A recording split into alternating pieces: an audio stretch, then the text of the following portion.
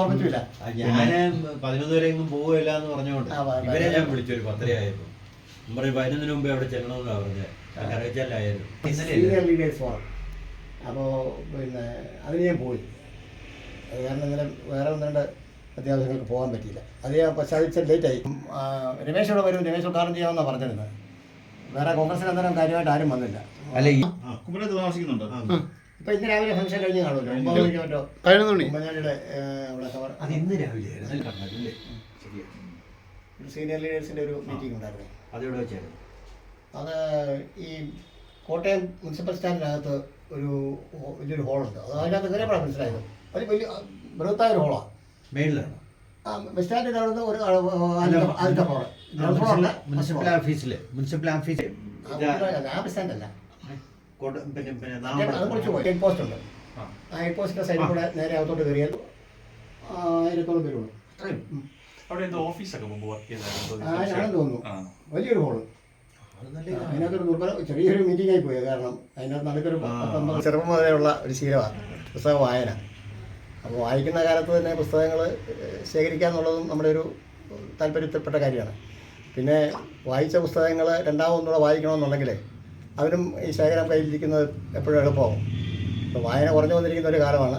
ഞാൻ തന്നെ ഈ പുസ്തകങ്ങളിൽ ഉൾപ്പെടെ വളരെ ചുരുക്കമായിട്ടാണ് ഇപ്പോൾ പോകുന്നു. ഇപ്പോൾ എല്ലാം പിന്നെ ഒരു ഒറ്റ സ്പർശത്തിലെ ഫോണിനകത്തൂടെ കിട്ടുന്ന ഒരു കാലത്ത് വാസ്തവത്തിലെ പുസ്തകങ്ങളിലേക്കുള്ള യാത്ര ഇപ്പോൾ വളരെ കുറഞ്ഞിരിക്കുകയാണ്.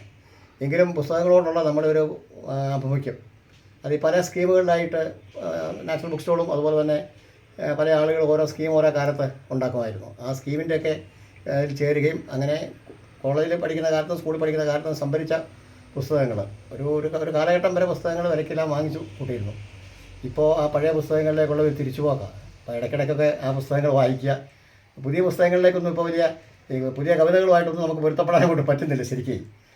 പഴയ കവിതകളെന്നൊക്കെ പറയുന്നത് ഒരു കാലഘട്ടത്തിലെ കടമ്മനിട്ടാണേലും അതുപോലെ തന്നെ നമ്മുടെ കുറേയധികം ആളുകൾ വൈകുന്നേരം sir, Sugathakumari teacher, Ayyub Panicker sir, ഇങ്ങനെ ഇവരെല്ലാമായിട്ട് ദീർഘകാലത്ത് ഒരു ബന്ധമുണ്ടായിരുന്നു. തിരുവനന്തപുരത്ത് യൂണിവേഴ്സിറ്റി യൂണിയനൊക്കെ ആയിട്ട് നടക്കുന്ന കാലത്തും സാഹിത്യകാരന്മാരുമായിട്ട് ബന്ധമുണ്ടായിരുന്നു. നെടുമുടി വേണു, അതുപോലെ തന്നെ മുരളി, അങ്ങനെ കടമ്പനിട്ട ഇവരെല്ലാം ഒരുമിച്ച് ചേർന്നിരിക്കുന്ന ഒരു മേഖലയുണ്ടായിരുന്നു.